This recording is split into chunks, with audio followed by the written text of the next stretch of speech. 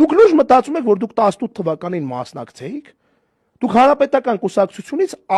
մի տոկոս ձեն կարողա չհավաքեիք։ Այդ որ ասում եք, ես չեմ մասնակցել, բան ա եղել։ Դուք հիշեցնեմ, դուք 19 թվականից კი ասուլիս չէիք կարող անեիք։ Սերժ Սարգսյանը 19 թվականին մեծ ասուլիս արեց։ Ձեր ասած լնելով, ձեր ասելով մերժված ու պարտված լինելով։ Դուք 19 թվականին ասուլիս չկարացաք անել, թե 18-ի վերջ, չգիտեմ։ Անես որ խնդրում եմ, եկեք մի քիչ գոնե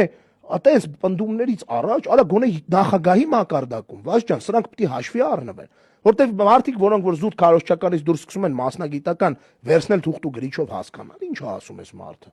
Հասկանում են, որ չէ, էլի բրատ, ու պրիտոմ ասեմ մի բան, նույն գետը երկրորդ անգամ մտնելու խնդիրն է ստեղ առաջանում։ Այդ քո ասածը այդ ընտրությունների բանով, որ ինքն ասում է,